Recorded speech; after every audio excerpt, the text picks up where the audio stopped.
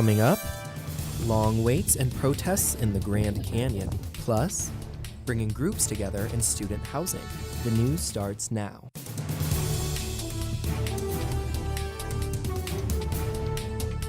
You're watching NAZ Today, Northern Arizona's local news.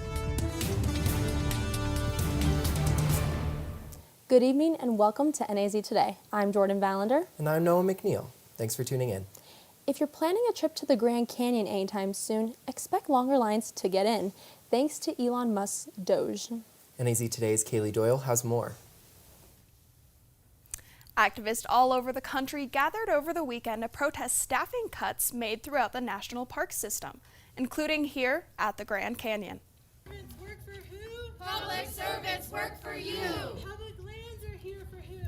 Public lands are here for you. So the Grand Canyon community is out here today to protest against staffing cuts made to the national park system. We lost 9 employees at Grand Canyon National Park, me included. So we're speaking out to get the park system refunded again, to rehire the fired rangers, and to speak out for the continued protection of our public lands across the country.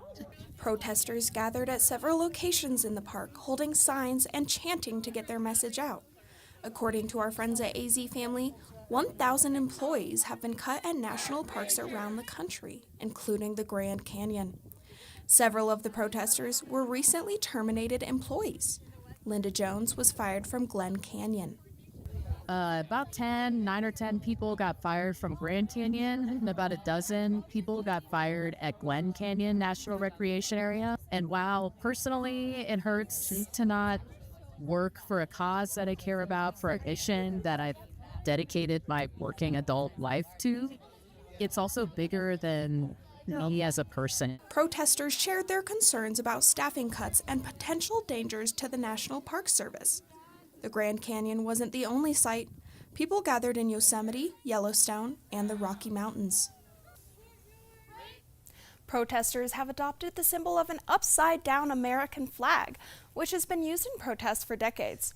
Other northern Arizona parks are being affected, including Wapaki, Meteor Crater, and Montezuma's Castle, among others. This unusually dry winter brought less than 5 inches of snow so far. Some are saying last year's fire season never ended, just as this year's normally begins. Paramedic Audrey Hayjack works for Rough Country Response, which responds to major fires around the country. She says everyone needs to be alert this fire season. We've had a call every single month since fire season would have traditionally ended. So this has been a non-stop, continual fire season for us, and we're about to go into our busiest season, which would be approximately April through October. Hayjack's advice: if you see a fire, don't assume someone else has already reported it. Report it yourself. The 18 EV charging stations in Flagstaff may no longer be free. The City Council is considering a plan to charge 10% more than the actual cost of electricity, currently 39 cents per kilowatt hour. There would be an extra charge of up to $2 an hour for cars left idling at a charging station for more than 15 minutes. The fees will likely be up for a council vote in May. There's no word whether the deep cuts planned by Elon Musk's Doge for the Weather Service will impact the Flagstaff office. The cuts come as part of broader budget reductions within the National Oceanic and Atmospheric Administration, which oversees the service. Experts warn that fewer forecasters and support staff could lead to delays in weather service warnings, which could affect public safety. The agency has also canceled leases for several research centers, potentially slowing climate and weather studies. With northern Arizona prone to extreme weather, local residents could feel the impacts of these cuts. For now, the National Weather Service office in Flagstaff says it will do its best to maintain essential services. This fall, when Mountain View Dorm reopens after construction, part of the dorm will be set aside for communities celebrating African American culture. The Black Student Union Club at NAU worked with Campus Living to provide the space. We spoke with the Black Student Union president to learn more about this new housing initiative and what they hope to provide to the students. The Black Culture Housing Initiative started when some racially insensitive cartoons were seen playing on monitors on the NAU campus, and the Black Student Union Club decided that enough was enough. Last year, the HLC had derogatory and racially insensitive cartoons, and BSU caught wind of it, and then we did a march and we did a protest from the IMQ to the HLC, I believe. And then we did like a sit-in for, I think like an hour. And we had a list of demands, and one of the list of demands was focused housing for Black students on campus. Thompson said that the former club president and vice president toured various living communities and ultimately chose the dorm, which made the most sense for focused housing. We picked Mountain View because we thought that it would be very safe because it's in a secluded wing, so no one really has to go through it unless they live in that wing. And then compared to all the other ones, it was the best choice for us.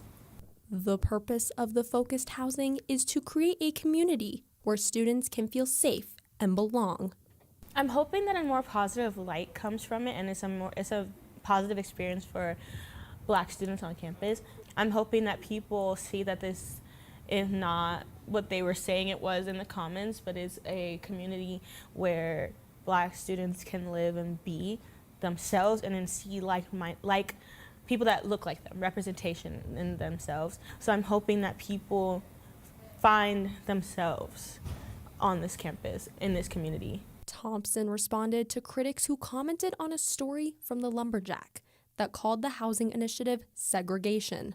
Like I said, the whole building is not, it's not a whole building, it's just one wing.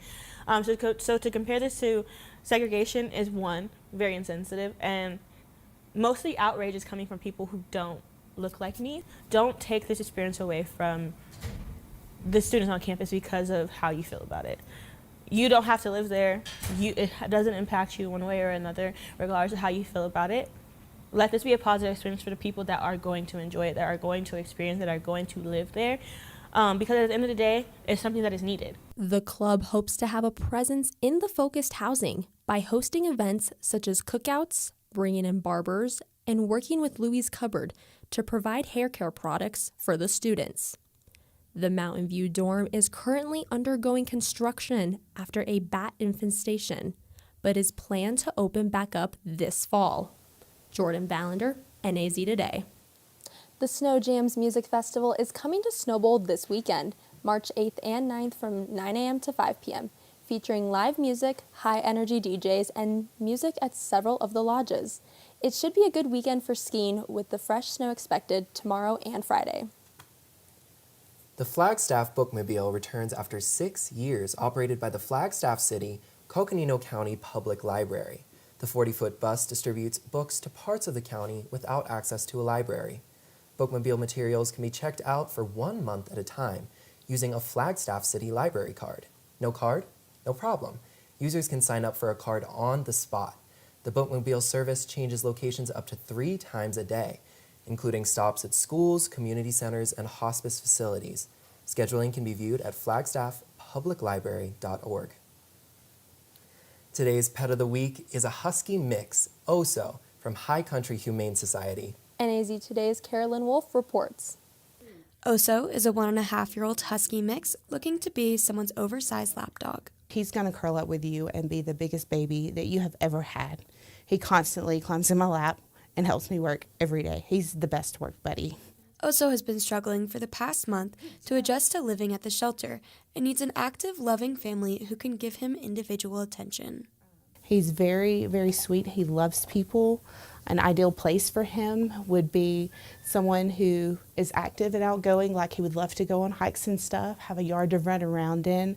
Again, no other animals in the home. Someone that's willing to spend some time with him. He can be the dramatic husky sometimes, which is just adorable. And he just loves attention, and he really wants to help. He tries to help me do stuff all the time. Oso is potty trained, leash trained, and is fully sponsored with no adoption fee. High Country Humane Society also has a fostering program for those who cannot adopt. You can foster him. We supply all the supplies, so you don't have to go out and buy anything. We'll give you like the bed, the bowls, the food, like literally everything that you need if you can just provide like some extra love and a nice home for him, even if it's for a little while. For more information, check out their website, highcountryhumane.org. Carolyn Wolf, NAZ Today. Coming up, a historically long and controversial presidential address. Stay with us. Now, we may be having an unusually dry winter, but we do have a winter weather advisory ahead. And with that winter weather advisory, we may be having up to 16 inches of snow in the next 3 days. But with these potential 16 inches of snow, we will be having a chance of unsafe driving conditions. Now, thanks to our friends at the National Weather Service, they have released information saying when you should be able to drive and when it is the safest to do so. Now, as you can see, today is March 5th. So tonight we will be having a minor risk level of driving. But going into Thursday and Friday, you will be seeing moderate risk travel period going on in the next couple of days, and that won't clear up until Saturday. So if you are traveling, getting out of town for spring break, I highly suggest you either leave today or you leave on Saturday after the snow clears. Now, that's all I have for you right now. Stay tuned after the break for more. Your son wants to get a cat, but you're allergic. Do you A, prepare yourself,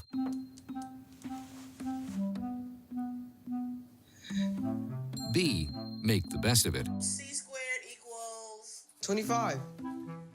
Good job! or C, find a loophole? When it comes to parenting, there are no perfect answers, but that's okay, because you don't have to be perfect to be a perfect parent. Teens in foster care will love you just the same. How prepared is your family if a wildfire shows up at your doorstep, or a flood, or an earthquake? You can't just turn away a natural disaster. That's why it's important to go to ready.gov/plan now. It has the tools and tips you need to make an emergency plan with your family. So if disaster comes knocking, Let's go. you'll be ready to help keep your family safe. It's just a pizza. Yes! Make a plan today. I just found out my work party is a +1. You want to go? This is my boss, Ella. Nice to meet you, Greg. You're welcome. Nope, I'm high. But I'll clean the kitchen while you're gone. You're already making good decisions when you're high. Pool party at Jesse's. Can you drive? I'm toasted. Nope, I'm high. But I can order us a ride. Don't make an exception when it comes to driving. If you feel different, you drive different.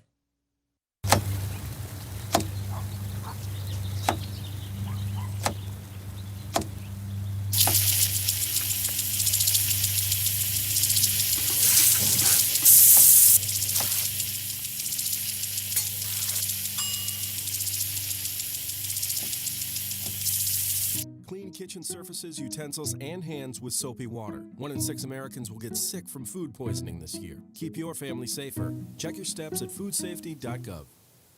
President Donald Trump delivered a speech to Congress, and it was a historic moment, not just because of its length, but because of a series of controversial moments. CNN's Julia Benbrook attended the address in Washington. Mr. Speaker, the President of the United States.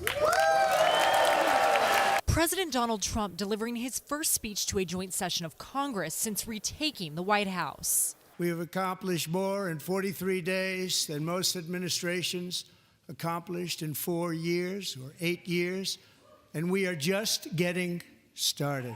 While Democrats mostly waved signs in protest, a disruption came early in the night, with Speaker Mike Johnson ordering the removal of Democratic lawmaker Al Green from the House chamber. Remove this gentleman from the chamber.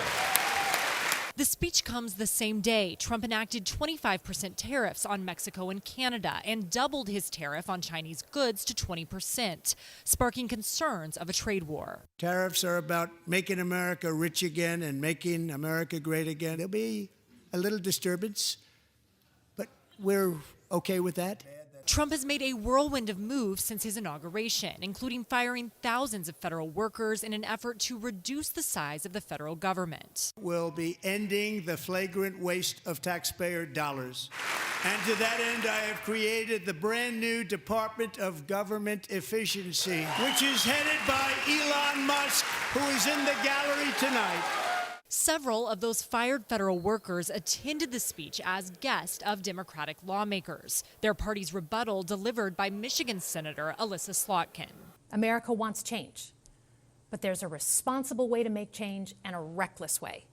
And we can make that change without forgetting who we are as a country. In Washington, I'm Julia Benbrook.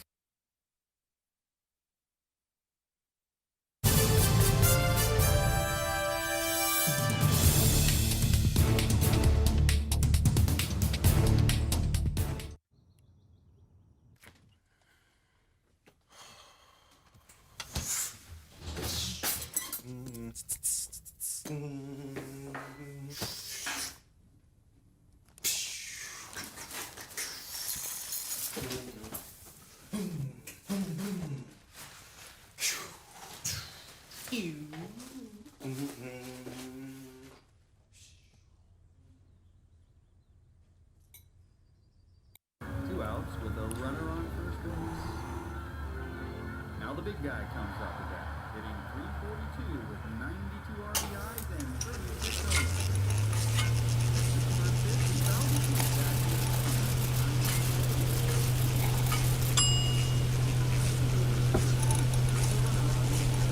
Chill raw and prepared foods promptly. 1 in 6 Americans will get sick from food poisoning this year. Keep your family safer. Check your steps at foodsafety.gov.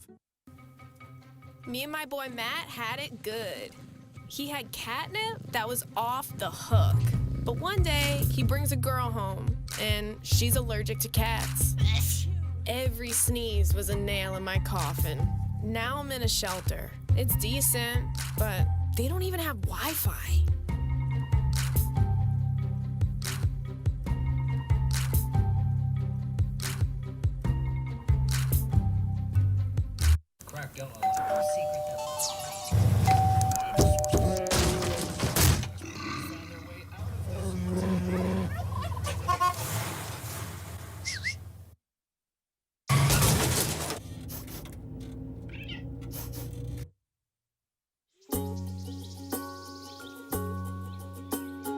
Getting closer to nature can get you closer to your family.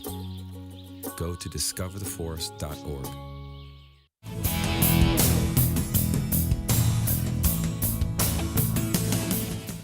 Welcome back to NAZ Today. My name is Michaela Richardson, and I'll be your forecaster on this Wednesday evening. Now, even though in my Fastcast I said it's going to be pretty chilly the next few days, we do have an outside temperature of about 48 degrees with mostly cloudy skies. Now, that barometric pressure is reading at about 29.95 inches, and that's dropping down from earlier, because earlier this morning I was checking and it showed about 30 inches as our barometer reading. Now, we do have that wind speed of about 14 miles per hour coming from the southwest, and that is bringing in our cloud coverage for the rest of the week. Now, you can see here that all of California and Nevada are covered in clouds and is slowly eating the state of Arizona. And that's going to be our reality for the next couple of days. We are going to be seeing cloud coverage probably up until Saturday afternoon. And with those cloud coverages brings a lot of potential for snow. Our daily almanac really shows that we have that high of 56 degrees with a low of 29, above that average of 49 and that low of 22 degrees. Now, our record low was set at -5 in 1948, and we have not had a record high warm day since 1910, which is pretty incredible to me. Now, even though we have a lot of snow in the forecast in the next couple of days, we didn't have any precipitation yesterday, and since January 1st, we've only had 1.67 inches. Now, even though we are going to be getting a lot of snow, I'm hoping that we can catch up to that average of 4.53 inches in the next couple of days. Across northern Arizona, though, it was relatively warm for this time of year. You can see Page, Hopi, and Prescott all had that high of 61 degrees, 64 in Sedona and Kingman, and as you can see here, Flagstaff, we are the coldest, but that is no surprise to anyone since we are peak for that snow coverage. Now, Phoenix, you guys are still hanging on to those warm temperatures with that high of 76 degrees, but that's going to change tomorrow. But for now, let's take a look at tonight. Our forecast low of 29 degrees in Flagstaff. And tonight we will be getting less than an inch of snow, but it is going to be a little bit of flurries with mostly cloudy skies and snow showers. A lot of that snow really isn't going to be coming in until 4 in the morning. As you can see, with our hourly temperatures here, we will be having a little bit of snow coming in starting at 4 in the morning with that low of 37 degrees and partially cloudy skies. We will be having cloudy skies up until then here. You can see at 8 p.m. we have that low of 43 degrees, dropping down to 39 at midnight. And by 8 a.m. we will be hitting those projected 3 to 7 inches of snow we will be getting for tomorrow, that coming right out of the gate with that 90% chance of snow. We do have that low at 31 degrees. Obviously, we have hit that sweet spot for that freezing temperatures to keep that snow sticking around for a bit. Tomorrow, we're going to be seeing the exact same thing with that 90% chance of snow showers for most of the day. Once again, like I mentioned, we will be having 3 to 7 inches tomorrow projected and a few inches in the night as well. We'll be having that forecast high of 38 degrees with heavy snowfall. And even though it's going to be snowy, it will be bright with that sunrise at 6:49 a.m. Across the northern Arizona region tomorrow, though, like I mentioned, we are going to be getting a little bit colder with that snow coming in with that high of 69 and low of 48 in Phoenix. Phoenix, you guys are joining us with those cold temperatures. You can see a high of 50 degrees in Sedona with a low of 32.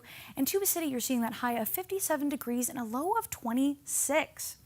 Flagstaff, we will be seeing some snow going from Thursday to Friday. Friday we'll be having about 1 to 3 inches just for then, and we will be having that 80% chance of showers, but not as much as we are going to be seeing tomorrow. Tomorrow is going to be the really heavy day. So if you have to drive, please make sure it's only for necessities instead of just driving for fun, just because we want you guys to stay safe out there.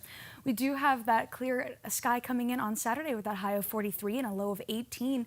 And Sunday we will be seeing the exact same thing with those warm temperatures really melting off that snow with that high of 53 and a low of 23. And the cloud coverage will be coming back just for a little bit on Monday with that high of 55 degrees and a low of 25. Now that's all I have for you guys right now. Stay tuned after the break for your sports recap with Megan Triplett. The next 30 seconds can save you a lot of money. Just do your laundry in cold and stick to full loads. Auto-sleep your computers. Plug your gadgets in a power strip and switch it off when you're done. Headed out? Turn back your thermostat by 10 degrees. And drive sensibly. The more energy you save, the more money you save. Find other great tips at energysaver.gov.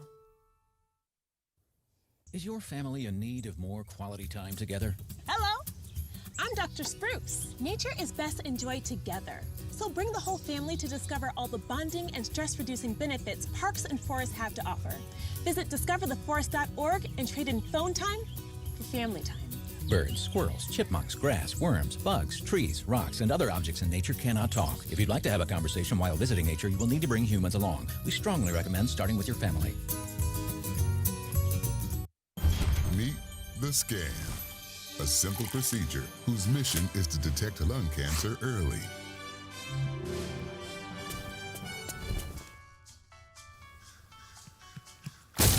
I'm here to save you. But I feel fine. That's great, but you may still be at high risk for lung cancer. Oh man, that's a new fence. If you smoke, early detection could save your life. Learn more at savedbythescan.org.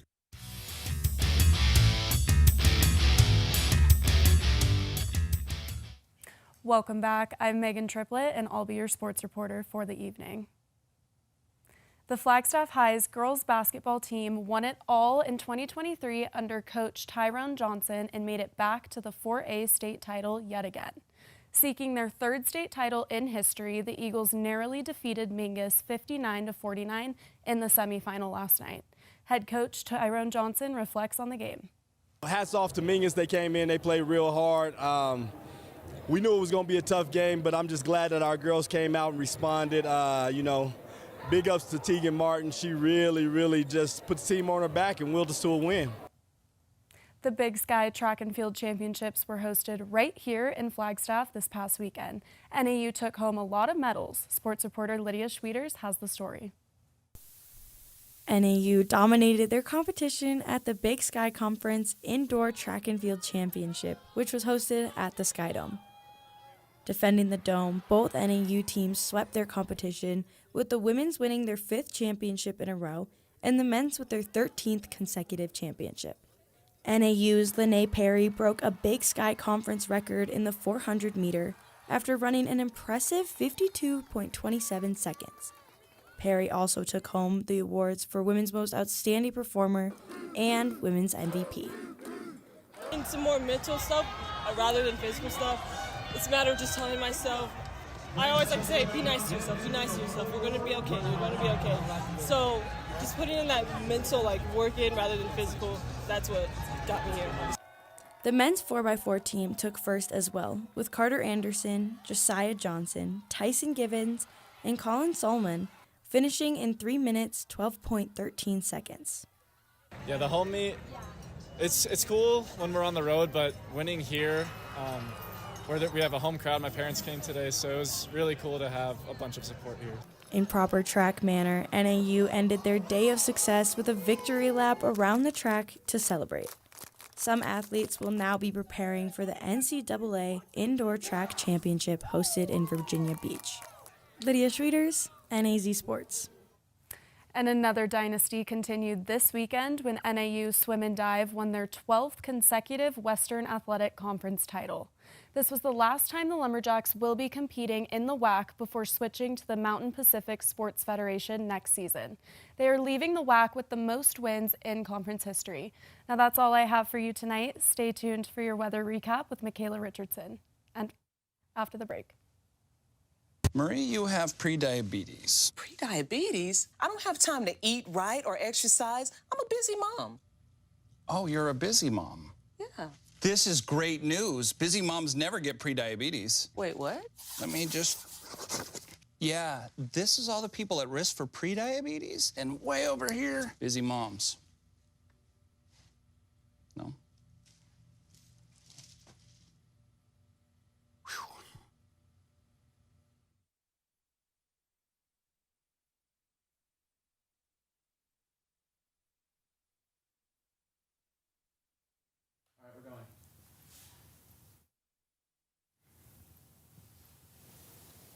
Well, as you can see, we do have that snow coverage in the next couple of days. Make sure you're staying safe on Thursday with that 3 to 7 inches we might be getting.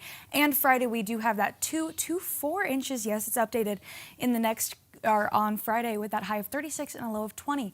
But it will be safe to drive once again on Saturday when the snow goes away with that high of 43 and that low of 18 degrees. Yeah. Thanks for that weather update, Michaela. I'm personally excited to get out of Flagstaff before the storm hits. I would definitely be prepared for an icy drive if you plan to go home these next few days. Absolutely. I'm driving out to California, and I cannot wait to see sunny skies and warm temperatures. Megan, what are you doing? I'm right there with you, Michaela. I need a tan. I'll be in California and then Scottsdale to finish out the break. Awesome. So, yeah. Now that's all we have for you for this evening. We won't be live next week due to spring break, but we will be back the following Wednesday, March 19th. Until then, you can stay up to date on our socials at NAZ Today. Have a good night.